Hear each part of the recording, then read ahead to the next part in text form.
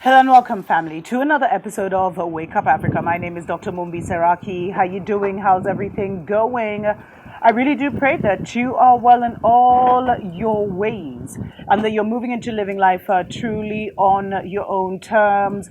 We really want to appreciate and send our love or appreciate love everyone that supports us on Patreon. If you'd like to support the channel, if you enjoy the content here, then definitely consider subscribing for as little as $2 a month. Family, the problem with everything that has happened, the neocolonial agenda, is that Africa has been bombarded with the world's shit, literally with the world's rubbish, with the world's garbage. We are literally the world's dumping site, among many other things. So they take our resources, they take our natural resources, they take our gold, they take our diamonds, they take all that stuff, and then they bring us their old clothes, they bring us their old computers, their old printers, their old fridges. All of those are dumped here when Europe is done with them. And it's just like we're fighting a losing battle with this. And there's recently there was this massive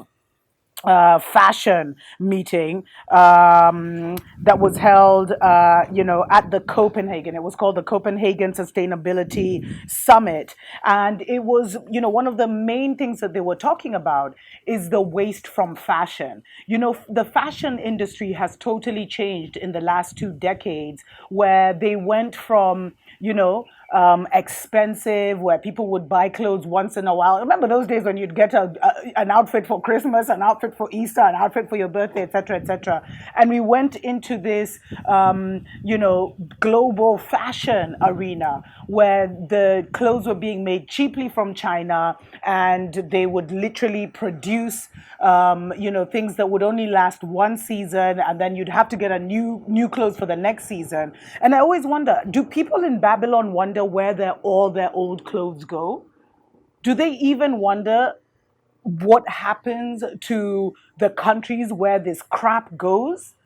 Because people are busy every summer. You want you want new sundresses, you want new bikinis, you want new this, you want new that, and then you'll go and just dump all your used clothes in the Salvation Armies of this world. And it's not like that, because Africa has actually become the place where all these secondhand clothes come to. And when we look at a situation like Ghana, 15 million secondhand garments arrive in Ghana every single week, family. 15 million. And that's just one of the countries. And what this has done is it has totally killed the fashion industry across the continent. And it's not just, they don't play clean. Because I think it's even part of the agreement with the divided states, where Rwanda, actually, a couple of years ago, they said that they no longer wanted to receive any secondhand clothes, and they were literally threatened by Trump, man. They were threatened that they would be kicked out of AGOA. This would happen, that would happen. Kenya has been trying to do a similar thing. But Ghana is actually is the place where it's the hub, or it's I think they received like something like the second largest dumping of old clothes in the world. And I know, these are also dead people's clothes. But family, there's so much spiritual ramifications with this. And this is part of that neo-colonial vibe, family. That we're wearing the old clothes of our oppressors. Like, it's so shameful, and it has totally destroyed our own industry. Even here in Kenya, both presidential candidates, because we're having elections in August, both presidential candidates came out and they said one of the things they would do would be to get rid of the secondhand clothing industry so that we could revive our local fashion industry, which was dealt a death blow when the secondhand clothes agreement started to be made. And I mean, Western governments will threaten our presidents and our ministers when they say, yo, we don't want you to dump your stuff here anymore. But anyway, it's getting out of control. And there's this fast fashion giant called Shein. It's basically a Chinese fashion megamoth. They call it a behemoth here, like massive, massive line that makes super cheap clothes. They actually, so during this sustainability summit, they actually offered to pay $15 million for textile waste workers in Ghana, who are mainly women and children. And this sets a new precedent of actually paying countries to take your crap. And this is why capitalism will never work for us, family, because poverty has been engineered. And because poverty has been engineered, this is the stuff that happens. And so people even clapped for this family. So they're saying, so basically it's the industry's largest forum for sustainable progress. And it's the Global Fashion Summit that was taking place in Copenhagen. And it saw, the Shein brand being praised globally for a donation of $15 million over three. Oh my God, it's not even per year, family. So it's $5 million a year. So they were going to give $15 million a year to a charity within Kantamanto in Accra, the world's largest second-hand clothing market. And, this has been really, really criticized because, this was seen as a first, but a lot of NGOs and human rights activists were like, no, this is not the solution. Like, instead of, because what they're trying to push, the major push for fashion industries right now is to bring an end to this fast fashion industry, which is causing so much more damage to the climate and all this stuff, and with the dumping on Africa.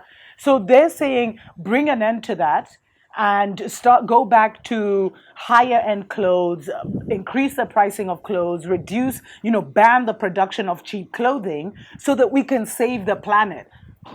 And this Chinese company turns around and says, "Now we ain't doing that. Here's $15 million over 3 years to China to help the women and children who have to carry these 50 kg bales of dirty old clothes from Europe."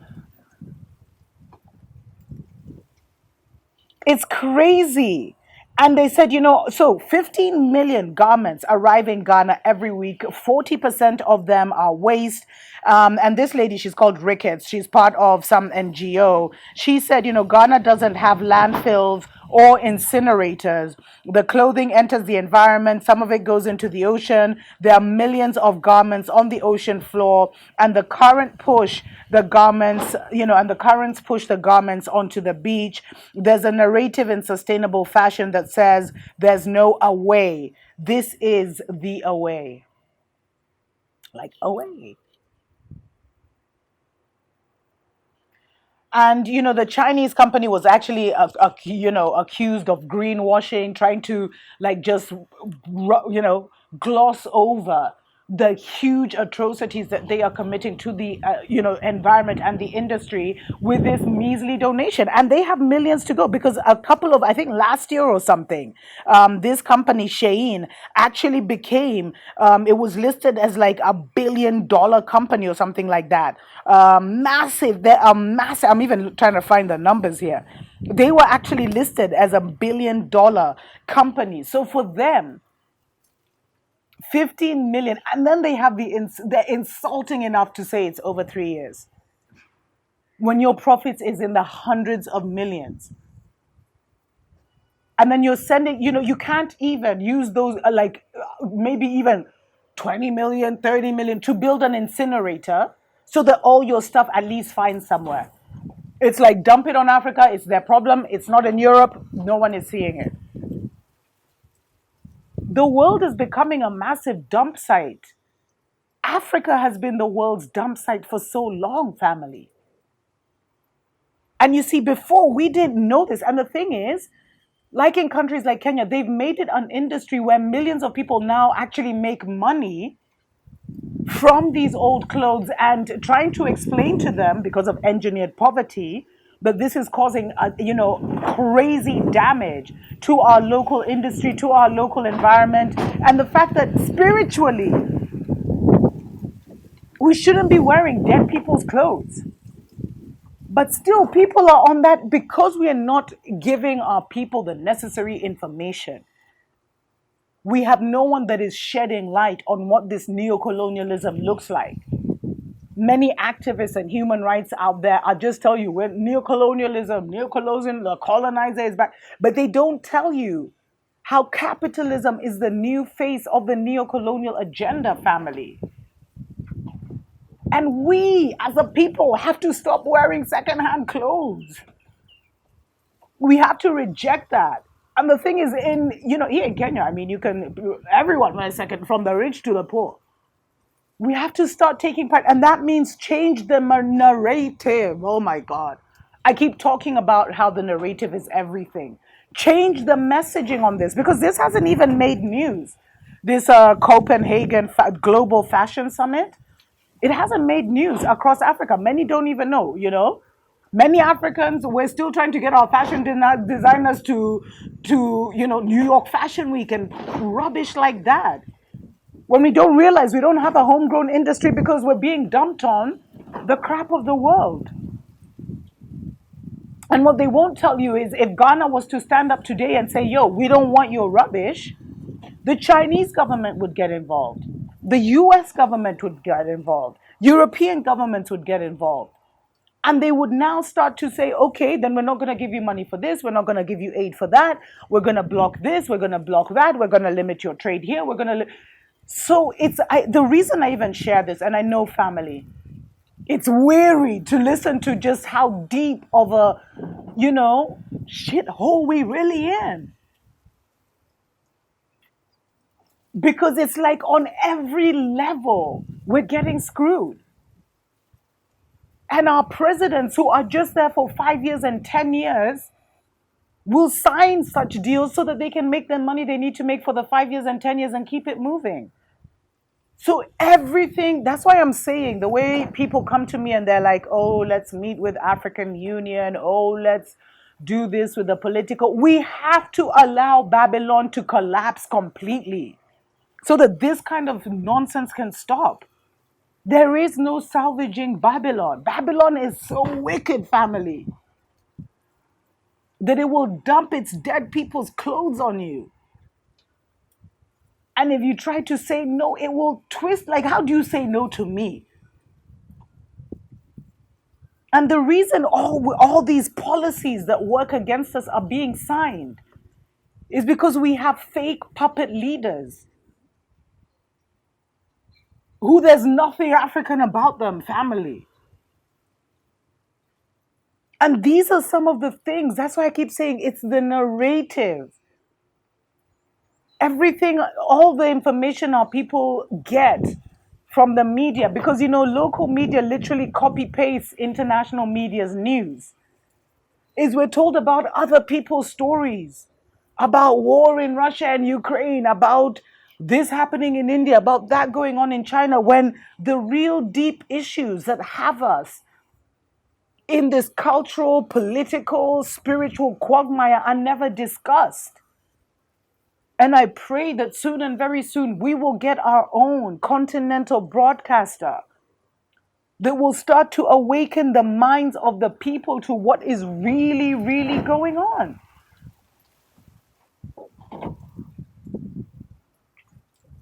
Because many people will think, because Africa is silent, they're consenting. Many people don't know the intricacies of how all of this works. In a web, you're just shown a line. Oh, this food is, these things are dumped in Ghana, and then now this Chinese company is going to give poor Ghanaian women and children $15 million over 3 years because they have to carry 50 kgs of bales.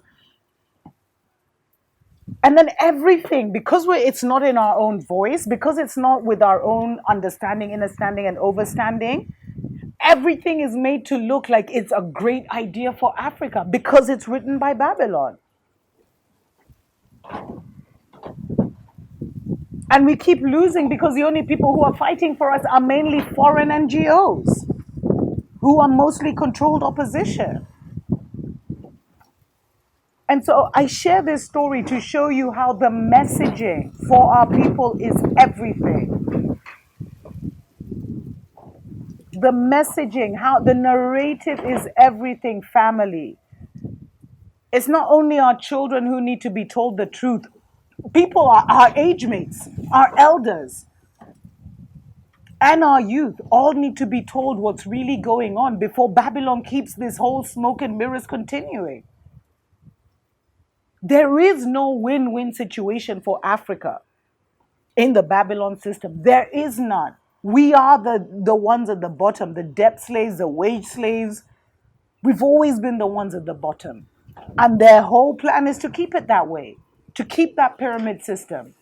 And you know, the pyramid system is like the pyramid scheme.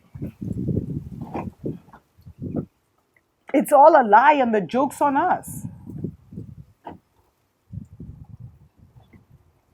And our people don't react because our people don't know. And so, to really change anything in Africa, you have to put the fire in our people's belly by telling them the truth, by putting this narrative in our terms. Because can you imagine? These people are dumping 15 million garments a week, probably more than that. You know, they always lie with these numbers. And then they give 15 million for 3 years. I mean, come on. Let me know. Are you familiar with this? Is this something you've heard of? I'd love to hear from you guys. And let me know, what can we do about this? You see, it's all about the messaging, family. Because what I've found is once our people know and they're outraged enough, they do something about it. And we're not helpless.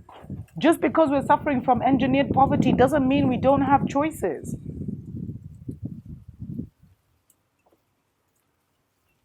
Anyway, let me know what you think in the comments below. Until next time, family.